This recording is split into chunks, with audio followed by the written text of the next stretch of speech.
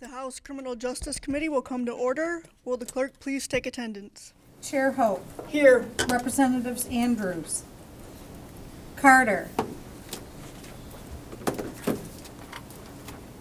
Breen. Young. Here. Arbit. You may be on Zoom. Here. Oh. Devendorf. Cerniglu. Here. Filler. Yes. Mueller. Bazat. Here. Harris. Here. Bagul. Here. Madam Chair, you have 8 members present. You do have a quorum. Thank you. And if we are, we will take a presentation from the Michigan Department of Corrections here in just a minute, but first we have to take care of one item of business. Representative Cerniglu moves to adopt the minutes from the February 28th meeting. Without objection, the minutes are adopted. Now I'll turn it over to Mr. Kaminsky from the Michigan Department of Corrections.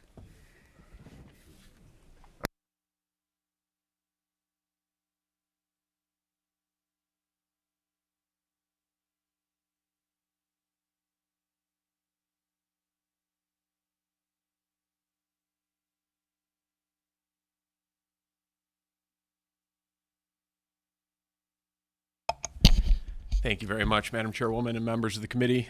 It is very nice to see some familiar faces that I've worked with in the past, but also some new faces as well. By way of introduction, my name is Kyle Kaminsky, and I am the OS Administrator for the Michigan Department of Corrections, and I also serve as the department's legislative liaison. For those of you that have not had the opportunity to work with me in the past, I would be your primary point of contact for the department, and I look forward to working with you, whether it's on policy or coming to visit our facilities, et cetera. But again, I appreciate the opportunity to come before the entire committee and share some background on the department, as well as some relevant data and stats that I think will be important to policymakers as you embark on your efforts throughout this session.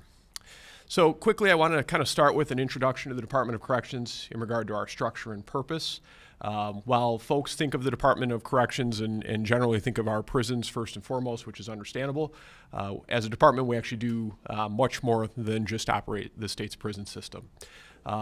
Currently, we have about 32,300 individuals incarcerated in our prisons around the state, but we actually are also supervising over 33,000 people on probation, felony probation, throughout the state of Michigan, as well as supervising over 9,000 people on parole. We do operate 26 correctional facilities or prisons and 1 detention center. That's the Detroit Detention Center. That's operated under a contract with the city of Detroit. We provide the physical plant and some of the staffing. They provide the remainder of the staffing, and they pay the entire cost of that operation to the state of Michigan. So we essentially lend some expertise and some staffing power for that operation, but the cost is borne by the city. We have over 100 field offices around the state. So those are parole and probation offices. In larger counties, those might be distinct offices. In smaller counties, those might be a shared office that handles both parole and probation. And we have about 12,000 employees statewide when we are fully staffed. Roughly half of our employees are not actually engaged in direct custody functions. So our most common job type is obviously corrections officer. That's the frontline staff that works in all of our prisons. But that represents only about 50% of our total workforce. It's best to think of our prisons as essentially small cities, and so we have to have all of the folks and the expertise that goes into running a city. That includes running things like education. We have schools in all of our facilities, physical and mental health care, all of our field agents, all of our kind of behind the scenes things that we need to be successful, whether that's food service, accounting, HR, recruiting, training, et cetera. So we are obviously one of the larger departments in state government because of that. And again, we do touch every county in the state.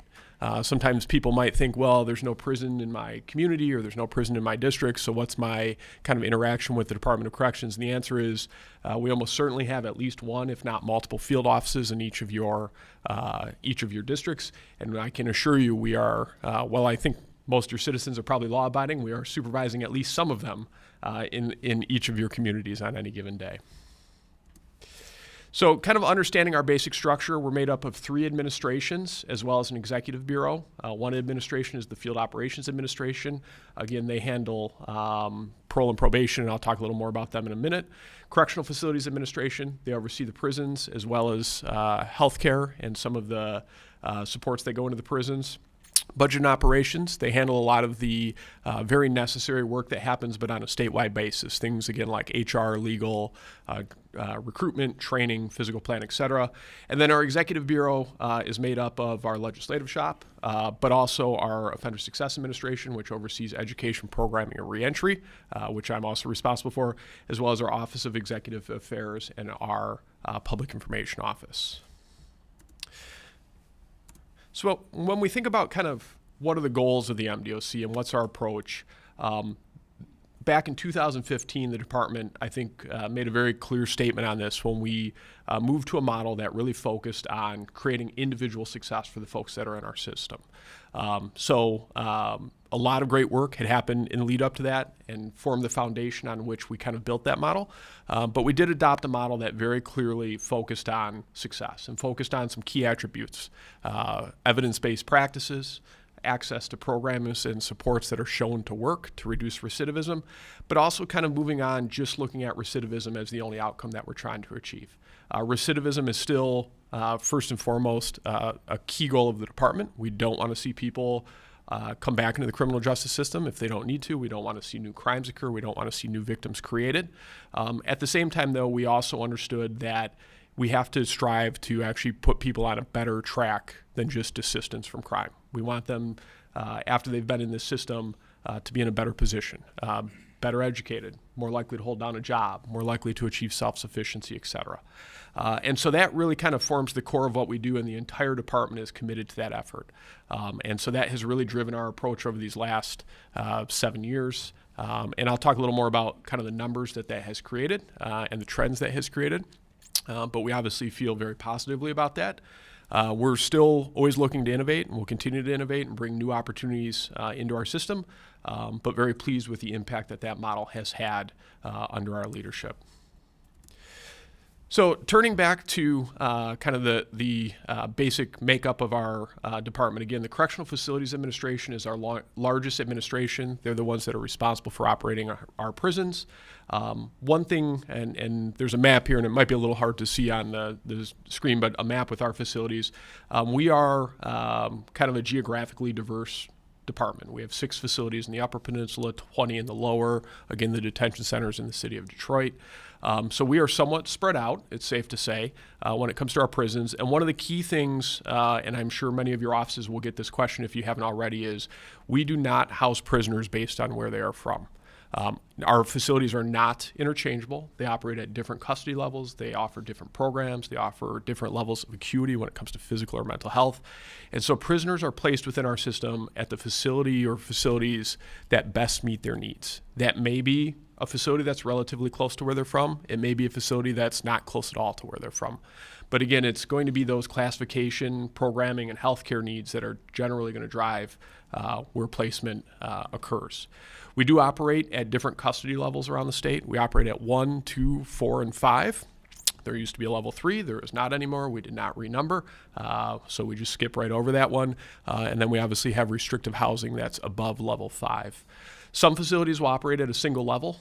So like we have some facilities that are just large level 1 facilities. They're very focused on getting folks ready to go home. Those are folks who are usually pretty close to parole consideration, very programming heavy.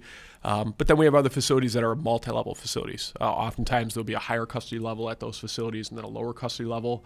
Higher custody level to make sure that we can maintain appropriate custody of those prisoners in a setting that's safe for them and for staff, but then also a lower custody level oftentimes to help support the operation of the facility. As I mentioned, physical and mental health care are a key component of the Correctional Facilities Administration. The state will spend north of $300 million each year on prisoner health care when you include mental health care in that. We utilize kind of a hybrid system. Some of the healthcare staff are state employees, some are contractors. We have a large healthcare contractor that provides our doctors. They also provide our specialty care when we need it. They provide our pharmacy. We do a lot of care in-house using healthcare staff, but there are times where we do have to take folks out into the community, and we do that safely for care in the community when it's appropriate. We do have 2 secure wings at hospitals in mid-Michigan, one in Lansing, one in Jackson, where we can do inpatient hospitalization for folks when they need that level of care. We provide the custody, the hospital provides all the care. And we also have a health center in Jackson, which looks very much like a hospital, but is not accredited as such. That's actually inside one of our prisons, so we utilize that as well. So I wanted to talk a little bit when we think about the prisoner population. As I mentioned, it's a little north of 32,000 currently, and I'll have a slide a little later on that shows some of the longer term trends. But one of the things that oftentimes comes up in discussions is, okay, of those 32,000, where are folks kind of at within their time within the MDOC? Obviously, everybody gets their own sentence from the judge. The judge sets the minimum. The legislature sets the maximum. The reality is the vast majority of people in prison are not parole eligible. They have not yet reached that minimum sentence. So it's just under 75% that have a term of year sentence but have not reached their minimum, so they will continue to serve until they reach their minimum. We also have, a lifer population. So there's 2 types of lifers in the state of Michigan. There are what are called non-parolable lifers. That's generally, well, it is murder in the first degree. Those folks would have no expectation of parole at any point. Their only relief would be a commutation from the governor. That group is a little over 10% currently, about 3,700 of those cases. And then we have what are called parolable lifers. They are oftentimes serving for murder in the second degree, armed robbery, certain drug offenses, etc. They do become eligible for parole consideration after 15 years of time with the MDOC, but are not guaranteed parole release. Their maximum sentence can run through life. And again, we have about 770 of those currently. So out of the 32,000 folks that are in prison currently, only about 4,200 of them are eligible for parole today. And even within that group, 1,400 of those previously paroled and have already returned to prison for a technical violation of parole. So while they are parole eligible, they are back because of conduct while on parole. So that leaves about 3,000 folks that are parole eligible who have not paroled yet, or about 10% of the prison population. Moving now to our Budget and Operations Administration. Again, this is kind of the backbone behind our operations, supports all of our facilities, also supports field operations, responsible for key areas. Again, some listed here, but things like the budget, training, recruitment, physical plant, obviously operating prisons around the state, many of which are older. Our newest prison is now over 20 years old. Takes quite a bit of work just to keep our operations up and running. The wear and tear of 24/7, which I know some folks on the committee are well aware of from their operations. It is a never-ending task to keep our facilities up and running and in good shape. The one thing I did want to, 2 things actually I want to mention on this slide though, are recruitment and training, because I know that's a question that probably comes up, particularly if you have a prison in your district, in terms of kind of the challenges that exist right now, particularly around recruiting corrections officers, but also healthcare staff and a couple other key positions. We've been kind of in an all-out recruiting push for multiple years. We face a demographic challenge. The prison population in Michigan expanded significantly in the 80s and 90s, so everybody who was hired at that time has now reached the point of being able to retire. So there's quite a bit of replacement that has to happen in terms of onboarding new folks.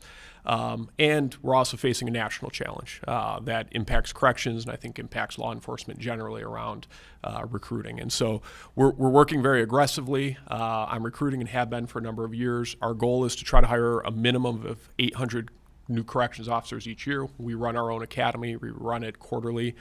So our goal is 200 recruits at each of the academies. We actually have academies that are in right now. We split them. We do one in the UP and one in the Lower Peninsula at the same time, just to make travel a little more convenient for participants. And they will be graduating by the end of this month. And then we'll have about a month of intensive recruitment. We're recruiting year round, but we'll have about a month of intensive recruitment. And then the next academy will launch from there. The other group I wanted to mention was our employee wellness unit. So if you go back roughly 5 years, the department did not have any specific supports for employees when it came to wellness. Now, the state of Michigan has some general supports through the Office of State Employer, like employee services. But the reality is folks who work in corrections face, exposure to a significant number of critical incidents. They face exposure to a number of things that really necessitate having access to specialized supports. And so we launched a wellness unit under Director Washington. The concept was launched about 5 years ago. I think the unit's been in existence for about 4 years. And that provides confidential support to any employee, retiree, or family member. So folks can just pick up the phone 24 hours a day, call, talk to a clinician. They don't provide long-term care. They'll refer people over to appropriate mental health care, but they can triage, they can work with folks, and they are talking on a monthly basis to hundreds of employees and helping them with challenges, whether they're work-related challenges or, quite honestly, challenges that might be occurring outside of work. And so that's a hugely important support that's now available for our staff that wasn't historically. So we're very pleased, by the progress that we've made in that area. Shifting now to field operations, again, this is the group that supervises parole and felony probationers in the state of Michigan. There are district court probationers. Those are handled by the local courts in most cases. They also house the 10-member parole board, which is appointed by the director of the Department of Corrections. And again, the parole board is responsible for making that determination when folks have reached their minimum sentence, if they are to be granted the liberty of parole and supervised in the community. We also operate a 24/7 electronic monitoring center. We use GPS monitoring and curfew monitoring. Not everybody in the community is on monitoring. It's more common to use for the parole population than the probation population, and even not all parolees are subject to monitoring. But in certain cases, it is appropriate so that we know where folks are at. We can enforce things like curfews, exclusion zones for victims, exclusion zones, for other areas of concern for us that we don't want folks to frequent. We have an absconder recovery unit.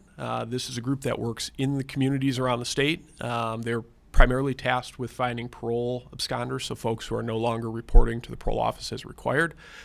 Should we have to find an escaped prisoner, they would also be involved in that, but knock on wood, that's a far less common scenario. They've made significant progress in terms of our absconder numbers on the parole side. They also work as part of various task forces with local law enforcement, the U.S. Marshals, et cetera. So kind of from a mutual aid perspective, they're also involved sometimes finding folks who are not MDOC offenders, but are folks that need to be found for other law enforcement agencies. We do interface quite a bit with local law enforcement. In the larger communities around the state, we actually have what are called embedded agents. These are parole/probation agents that kind of have a key task is working with local law enforcement so that, for instance, if something should come up where there's a feeling like, here's a photo of somebody who was involved in a robbery, does this look familiar? Those embedded agents can quickly look through our information. They have access to all of our data files, et cetera, and can share that with local law enforcement. So I want to take a moment just to kind of talk about the differences between parole and probation, because I think that's a conversation that often comes up, and it's important to kind of be clear about the structure, but also kind of the strengths and weaknesses in each of those realms. Probation is a court order. So again, for us, for the MDOC's perspective, we're talking about generally a circuit court order because it's going to be a felony probation. And it is a period of supervision in the community. It may start in the local county jail, or it may just start as somebody walks out of the courtroom. But it would generally not start with an exit from the state prison system. So it's going to be a community-based sanction, but again, may involve a jail sentence at the beginning. Folks who are on probation are supervised by MDOC staff, by our field agents, but they're really subject to the terms that are established by the sentencing court. So the court holds the power to make the determination of kind of what requirements they need to meet while they're on probation, what restrictions they face while they're on probation, et cetera. Our job is essentially to enforce those rules and then to report back to the courts if we think that the rules aren't being enforced, or to report back to the court if we think somebody's making significant positive progress so that the court can potentially make a determination to change things. But again, the final decision always rests with the sentencing court. The services and programming that are available to probationers are not consistent across the state because, again, it's essentially driven by the local courts. There are programs that exist, particularly community corrections, which is state funding that can be awarded to local counties or regions to support probation programming, but it is not a requirement that counties participate in that program. About half currently do and half don't. And again, they could apply and get state funding, but there's no requirement that they do so. So a probationer in County A might have opportunities to do certain types of programming or certain types of interventions that a probationer in County B may not have access to, because those are decisions that are largely made locally. And so I think that's something to kind of highlight as we think about the effectiveness of probation and some of the challenges that might come up in making sure that, probation as a diversion is really significant to the overall criminal justice system. But we also want to make sure that probation is impactful, that the interventions exist consistently to drive the outcomes that we want to see from that approach. As compared to probation, parole is very much kind of controlled by the MDOC. So parole is a term of supervision in the community, but it starts when somebody leaves the state prison system. And so that will always be the starting point for parole is leaving the MDOC. In most cases, it can start once somebody completes their minimum sentence. There's not a guarantee that it will start at that time. Again, the Michigan Parole Board will make that determination on an individual case-by-case basis. But the parole approval rate, as of late, has generally hovered somewhere in the 70% range. So, it's reasonable to assume that if you're doing what you should be doing during your term of incarceration with the MDOC, you will have a high likelihood of parole. Individuals on parole are supervised by agents. In larger counties, the parole and probation agents are two kind of distinct groups. They might work out of separate offices. They have different managers. In small counties, those agents probably wear both hats just because there's not enough of a caseload to justify that.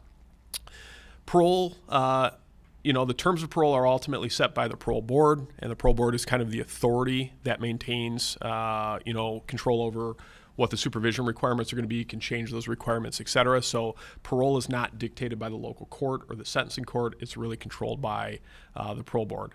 And then finally, the services to parolees are handled at a regional level by the MDOC. We contract for them. There is some regional differences, and we actually welcome that. We have local steering teams that are meant to help us kind of make sure that the services available reflect the communities and the needs of those communities. At the same time, though, when it comes to the actual supervision processes, it's very consistent across the state. So even if an agent in County A has somebody who violates their parole, there's a process by which they have to send that in to a parole violation specialist, and that's a small group of folks who look at those cases statewide to make sure that the outcomes. Mr. Kaminsky, I'm sorry to interrupt, but we do have some questions, and we are under a time constraint. Absolutely. So, Representative Filler? Kind of to the point, you said 70% of individuals are released or paroled if they essentially haven't committed any crimes or done anything wrong when in prison. It's a good number. Is that at their earliest release date when they become parole eligible? So the 70% number I figure that I shared is of all of the parole consideration cases. Actually, the parole at first consideration tends to be a little higher than that, higher than 70%. But then once folks don't parole their first time up, their likelihood of paroling on subsequent times actually goes down because, and this should kind of make some sense, if you're not a good case the first time up, oftentimes the same factors are going to continue to keep you as not being a good case the second, third, or fourth time up. But generally, it's actually a little higher for first consideration, a little over 70%. Okay, so typically when an individual in a Michigan prison has not had any outstanding incidents, something happened while they're in prison, at their minimum, maybe they're in for 4 to 6, they get paroled at 4. The majority of folks certainly would, yes. Okay, thank you. Thank you. We have more questions. Representative Breen? Representative Young has a question. Representative Young. Thank you, Madam Chair. Thank you, Kyle Kaminsky, for being here. Appreciate that. I got a couple of questions around the mental health resources that you all provide. I'm interested in knowing, I know you said it's a combination, some in-house, some out-of-house, from the outside contractors. I'm just curious to know, when you are looking at providing these resources, is there any consideration around cultural diversity, or is this simply one size fits all?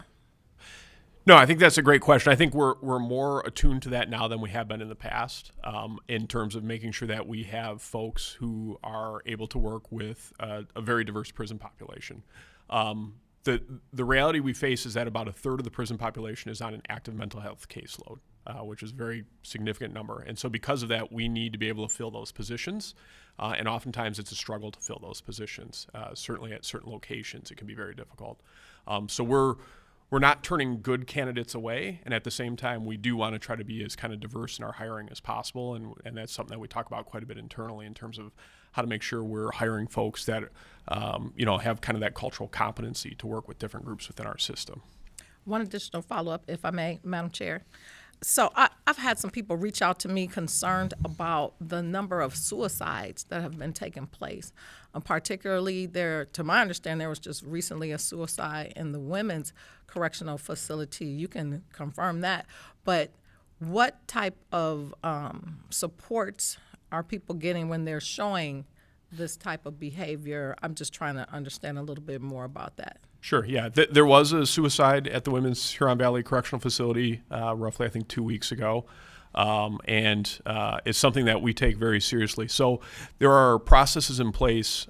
Anytime somebody is going to be in a setting where we think there could be an increased risk of self-harm, or somebody indicates that they essentially take actions or share words that indicate potential self-harm, staff immediately have to complete screening. And then based on the results of that screening, essentially a management plan can be put in place. If there's any belief that there's going to be elevated risk of self-harm, we use what are called prisoner observation aids. So those are prisoners that have been specially trained, and they work and they sit and monitor those prisoners in their cell 24 hours a day. Now, they're not working the full 24 hours. They work in shifts, obviously. But we would have, direct observation in cases where we think there might be a risk. The sad reality is sometimes folks don't really present an outward risk, but then still engage in self-harm. So that's something that we always look at. Every time we have an incident like this, we go back and do a critical incident review to see if there's anything that we could learn for future situations. But again, anytime we think there's an elevated risk of self-harm, there's a whole process that's implemented, to make sure that the folks are getting the right care, that they're being properly observed, and ideally so that we can prevent any kind of action on their part. Okay, we have about 4 questions in 5 minutes, so we're going to have to do a lightning round here, or you're available offline. Absolutely. By email or phone, and we do have your contact information. So, Rep is up. Thank you, Madam Chair.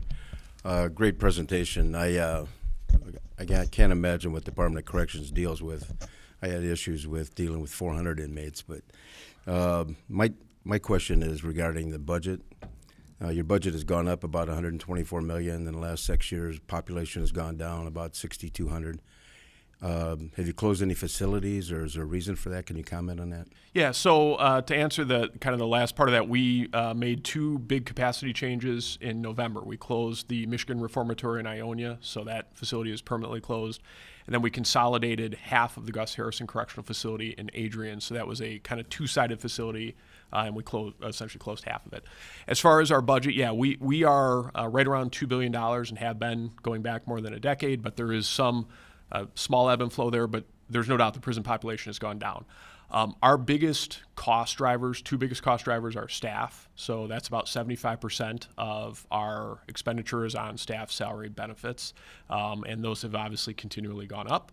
And then the other thing is healthcare. And so we're subject to some of the same inflationary challenges around healthcare and mental health care as other folks. So our goal has been to operate a very efficient department. And we're proud of the fact that we've pretty much been able to hold it right around $2 billion for more than a decade, because we do have those 2 pressures we don't really control around wages and healthcare. Real quick, staffing levels. I know we're having problems with all along law enforcement, but how much are you down staffing levels? We are challenged when it comes to corrections officers. It's not every facility. Some of the facilities are pretty stable, but statewide, we have somewhere between 800 and 900 vacancies that we'd like to fill. Representative Harris. Thank you, Madam Chair. Can you go over the procedures for pardons? Yeah. How does somebody get pardoned? Okay, so really quickly, when somebody wants to seek clemency, either a commutation or a pardon, there is a form that they would fill out that's submitted to the parole board first. The parole board does a review of that case. The parole board can order a public hearing, but they're not required to. The majority of the requests they get don't go to a public hearing, but some do. The parole board then makes a non-binding recommendation to the governor, essentially says, here's the packet of information about this person. We think there might be merit here. We don't think there's merit here. Final decision is the governor's. They don't have to listen to the parole board. That's up to them. If they were to grant a pardon, the pardon is kind of absolute. So that person is kind of done. The commutation, which is actually more common than the pardon, and they use the commutation mostly for folks who are currently incarcerated. What the commutation does is it actually resets their minimum sentence to time served, but then they have to go back through the normal parole process to actually parole. And then they would have a term of supervision. So the parole board is involved on the front end and potentially at the back end, but the decision itself rests with the governor, and that's the office that ultimately makes the final determination as to merit. And this will be our last question from Representative Breen. I won't make it a question. I'll just say it'll be a follow-up. I'm really curious as to the offender success model, which, if I'm correct, this will be for people who are out on parole and not probation? It's kind of everything. So, yes, a lot of it is focused on parole, but a lot of it actually happens while they're incarcerated because we want to use that time as productive time to get them ready. And then part of our strategic plan is to take the things that work effectively on the parole side and move them over to probation. So that's something we're actually actively working on, and we'll be talking to our corrections subcommittees about. That's part of our budget recommendation for the upcoming year as well. So just so you can know what I'll be getting at here, with the rise of specialty courts, otherwise known as problem-solving or treatment courts, and their relative success rate, what can we do to maybe enhance the success rate for people who have been charged, who are in the system already, or people we're trying to keep out of the system in order to stop recidivism, which is a word I always struggle pronouncing, and just making sure that we help people stay on the straight and narrow. So that's what I would like to follow up with you later. Absolutely. About. Would love to have that conversation. Thank you. Thank you very much, Mr. Kaminsky. And like I said, if you have any additional questions for MDOC, Mr. Kaminsky is always available. Yes. Okay, one final plug. Please come visit our facilities. The key in understanding this system is actually visiting the facilities. You can engage with incarcerated individuals. You can engage with staff. You can just reach out to me. I'm happy to set up tours or other visits. So please take advantage of that. Thank you. And his PowerPoint is on the committee website. We will turn now as rapidly as we can to Michigan Center for Youth Justice.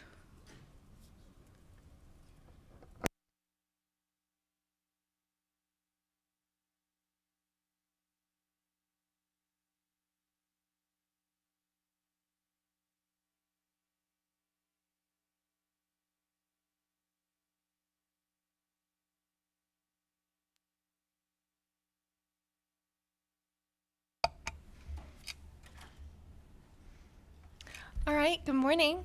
Thank you, Chairwoman Hope and members of the Criminal Justice Committee for your time this morning. My name is Jennifer Peacock, and I serve as the Policy Director for the Michigan Center for Youth Justice, or MCYJ. I just joined the team actually in September of 2022, and prior to joining MCYJ, I was Senior Associate at the Aspen Institute Center for Native American Youth in Washington, D.C. My time in D.C. was a sharp contrast to my small hometown of Harrison. When I left Michigan, it was never a question of if I would come back, but when. Last year, when I received the opportunity to work on behalf of youth in my state, I was absolutely thrilled. Since joining MCYJ, I have met and worked alongside countless individuals passionate about serving Michigan's children. I focus primarily on legislative items, enhancing our youth and family engagement strategy, and building effective partnerships with leaders like you. Today, I'm just going to provide a brief overview of our organization and our priorities for 2023. So at MCYJ, we work to advance equitable youth justice policies and practices that protect young people and help them achieve their full potential. Our vision is a fair and effective justice system for Michigan's youth, children, and young adults. With more than 60 years of advocacy experience, we are one of the sole organizations devoted exclusively to advancing policy reforms for Michigan's youth justice system. We have been a key leader and collaborator across multiple legislative and policy change, including increasing juvenile record confidentiality, providing gender-affirming training and technical support to Wayne County juvenile justice providers, and passing the Raise the Age legislation. Our work revolves around a couple of core themes, so the first being kind of seeking to improve youth justice services from that point of first contact with police through reentry from out-of-home placement using a trauma-informed lens. We are promoting the use of diversion, ensuring equal access to justice in the courts, expanding those community-based services for justice-involved youth, improving safety in juvenile residential and detention facilities, and of course, increasing confidentiality and expungement regarding youth records. So aligned with these efforts, the kind of roadmap of our organization moving forward has been shaped by that 2021 bipartisan juvenile justice reform task force formed by Governor Whitmer and led by Lieutenant Governor Gilchrist. Under the guidance of the task force, the Council of State Governments Justice Center conducted an in-depth assessment of Michigan's juvenile justice system and later presented these findings. The task force oversaw an unprecedented statewide assessment of Michigan's juvenile justice system, including case-level data analysis and focus groups and interviews with more than 100 stakeholders across the state. In July of 2022, the task force reached a consensus on a comprehensive set of 32 recommendations to transform our juvenile justice system.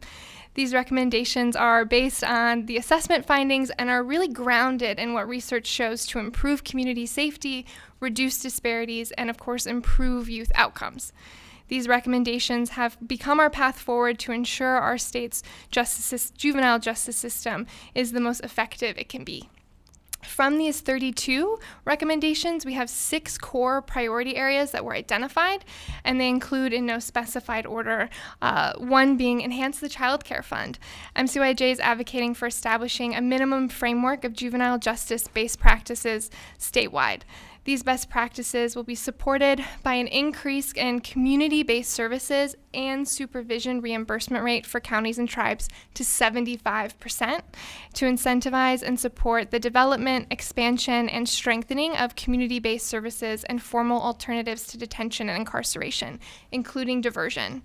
These changes are essential to ensuring that counties have the resources to adopt, implement, and consistently utilize research-based approaches, and that future policies enacted in Michigan can reflect these approaches.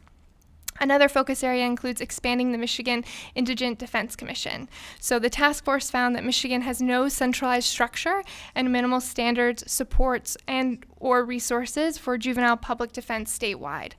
The proposed expansion will include the development, oversight, and compliance with youth defense standards in local county defense systems, and expand the state appellate defender office to include appellate services for juveniles, which will include post-dispositional services.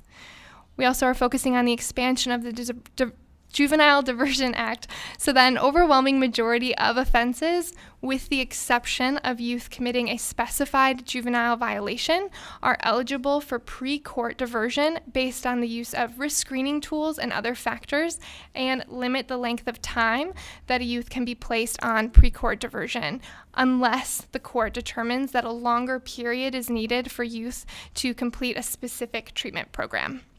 We also hope to enhance traditional waivers and designations. So it's necessary to revise the factors that are considered by the court to better account for youth's developmental maturity and emotional and mental health, and their ability to get more treatment and rehabilitation for these needs in the juvenile justice system. We also hope for the elimination of fines and fees.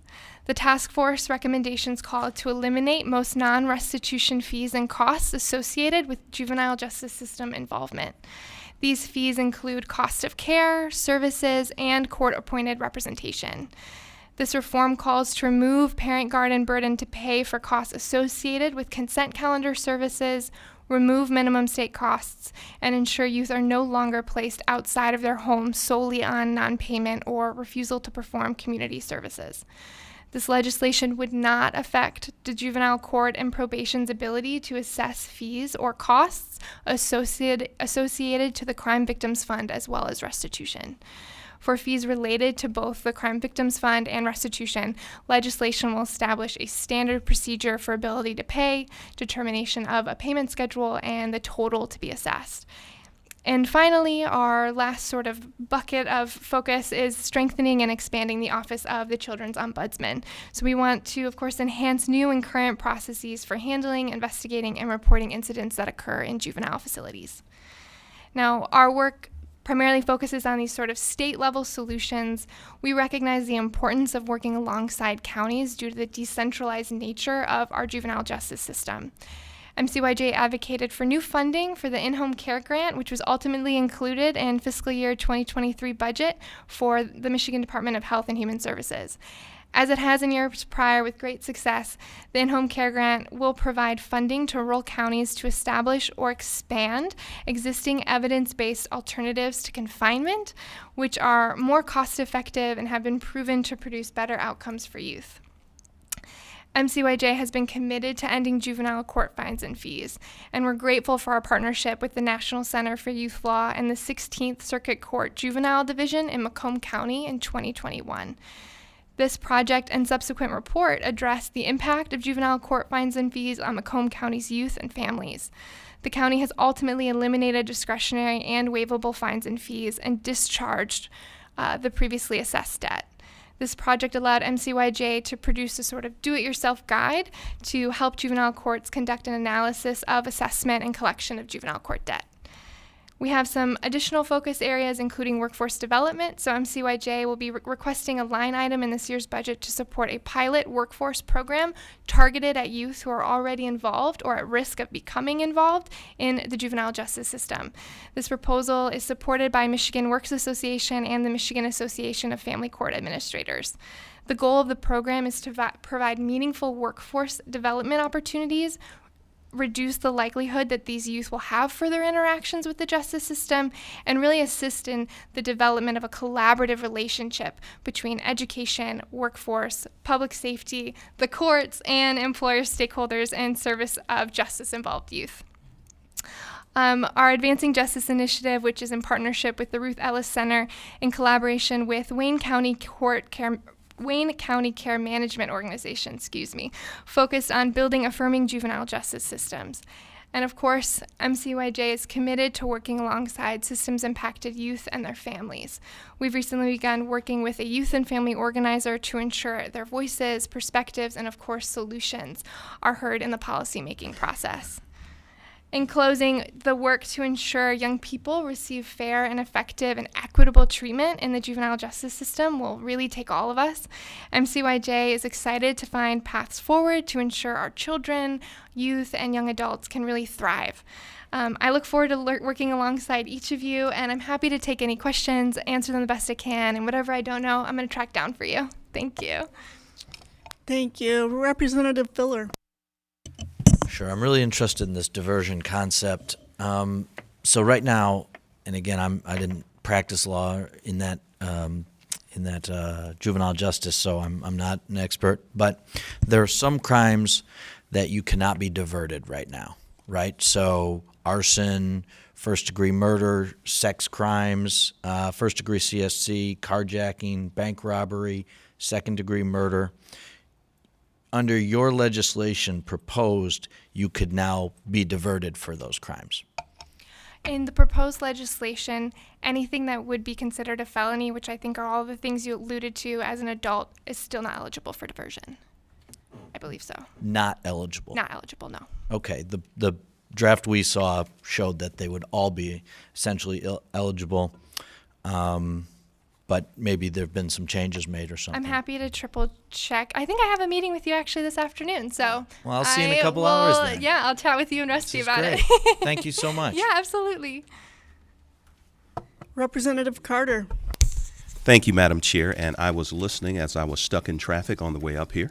And one of the biggest questions I have, has the state or you all provided any oversight for the situation with the Wayne County Juvenile Detention Facility that has now been moved to an adult facility? And are you monitoring the ratio numbers? Because to go from a juvenile detention facility to a jail, the structure's set up different.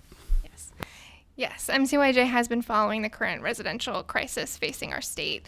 And our first kind of approach to it is MCYJ really supports the task force recommendation to establish that residential advisory group that was recommended. We just feel it's key that all of these stakeholders can really come together to identify what's needed, where it's needed, and the sort of kind of approach that Michigan wants to take for their facilities. And it generally our strategy and our recommendation in situations like this is to keep children at home whenever possible, of course when it's safe to do so, which is why we supported the Rural and Home Care Grant to kind of address that gap. Thank you. Do we have any additional questions? Oh, I'm sorry, Representative Begole. Thank you, You weren't Madam on Chair. my list. Can you speak a little bit about the programs that you're recommending for the juveniles in rural counties Yeah, as absolutely. an alternative to the incarceration? Absolutely. So MCYJ totally recognizes that every county has their own needs and you are each individually working for your counties. And so the Rural and Home Care Grant is really pushing to ensure that counties can create and honestly expand the programs that are showing to work in each rural county, but provide the kind of structure and guidance of those evidence-based practices to really ensure that as many young people as possible are able to stay in community, particularly in rural communities that may not have the necessary facilities or spaces needed to keep them in community. So the Rural and Home Care Grant is really striving to provide those direct community resources as opposed to sending our children throughout the state, if that answers your question. Do you have any examples of the programs that you're referring to? Typically, those types of programs could include educate. It really depends on the county. So it could be really any type of, typically for the Rural and Home Care Grant, it has to be communities that have maybe are able to provide therapeutic techniques, mental health, educational services. It's kind of all encompassing. But that kind of key element of that grant is it has to be done with an already established service provider. Thank you. Thank you. Questions? Questions? Well, since we do have a little bit of time left, and apologies to Mr. Kaminsky, who's no longer here, but Oh dear. could you talk a little bit more about the juvenile fines and fees, and I guess the legal basis for that recommendation, and then the factual basis as well? Yeah, absolutely. So what we're seeing across the board and across multiple states is fines and fees typically are impacting those that are already lower income, that already are under significant familial stress, and that already are kind of, maybe they're families that don't have access to Wi-Fi. Maybe these are families that are consistently changing their address. Maybe these are families that cannot afford a court-appointed attorney. And so fines and fees are following young people well into adulthood. And these fees can absolutely add to the stressors, which if a young person is already involved in the justice system, we know there's already something occurring with the child. And so this debt can also often fall onto the parent, even if the parent is not eligible to pay.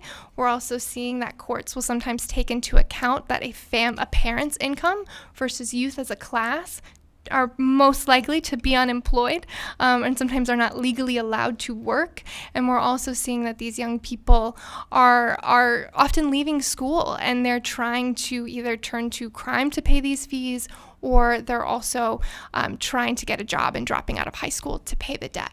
And so we feel that by removing an overwhelming majority of these fees, we are seeing across counties, Wayne County, Washtenaw, and Macomb have already committed to waiving a majority of those court fines and fees.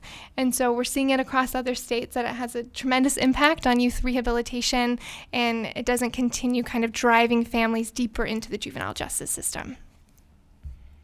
Thank you.